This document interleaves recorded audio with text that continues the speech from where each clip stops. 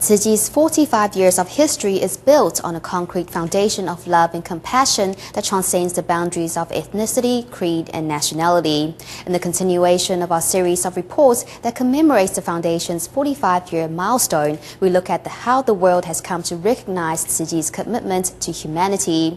The United Nations, Time Magazine, and the Philippines House of Representatives are just some of the organizations that have commended Tzu Chi for its service work. However, Master Cheng Yen reminds us all that the honor goes to all the Tzu Chi volunteers whose passion and selflessness have made this global phenomenon a solid reality. Barely 5 months into 2011 and already lives have been lost in the space of natural disasters. Earthquakes, floods and snowstorms, the world is crying out for help.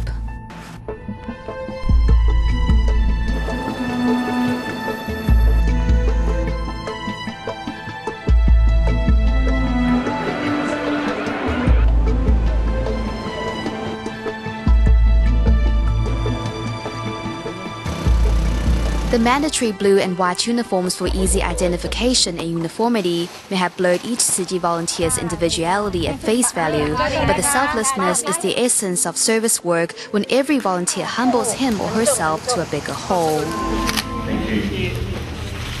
Tzu Chi is a name these volunteers share. In the aftermath of Typhoon Kutsana, which ripped through the Philippines in 2009, what was an emergency relief operation by Tzu Chi extended into a project to rebuild the city of Marikina. Led by volunteers, throughout the city, typhoon survivors began incorporating recycling into their daily lives. And after 17 years of charity commitment in the country, in February 2011, Tzu Chi's work was formally commended by the House of Representatives.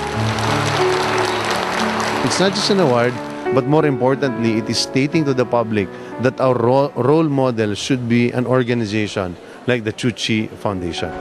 The organization from Taiwan also stepped into mainland China 20 years ago, when the relation between the two countries was much icier and more precarious than what it is today. The fact that we are a religious, volunteer-based, non-government organization that works closely with people and holds regular retreats make us a politically sensitive group in mainland China. Even under such delicate circumstance, the Chinese government still recognized us as the first foreign NGO to operate with a license in the country. Dharma Master Cheng Yen is a monk from Hebei province. He founded the Hongde Homes that runs 3 orphanages, taking under its wings more than 200 children from poor backgrounds. When asked what prompted him to launch into philanthropy, he said it was 16 years ago when he took part in a 4-day Tzu Chi aid distribution in Hebei. He said Tzu Chi's great love and compassion won him over completely, illustrating for him where Buddhism should be heading.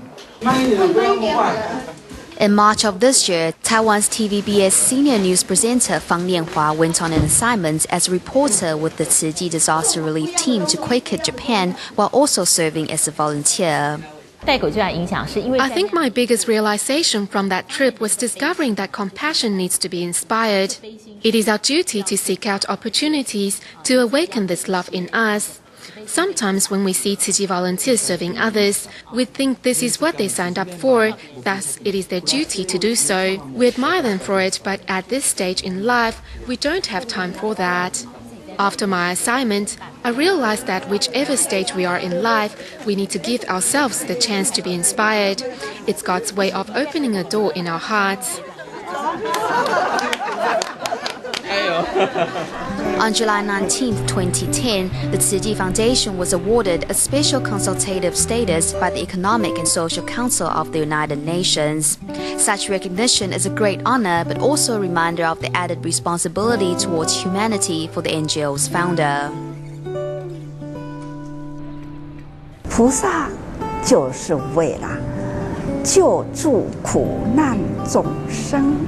Tzu Chi已经加入在这样的联合国，这都可以呢，为天下人呐做天下事啊，真正的名副其实啊，是无疆界的无承担。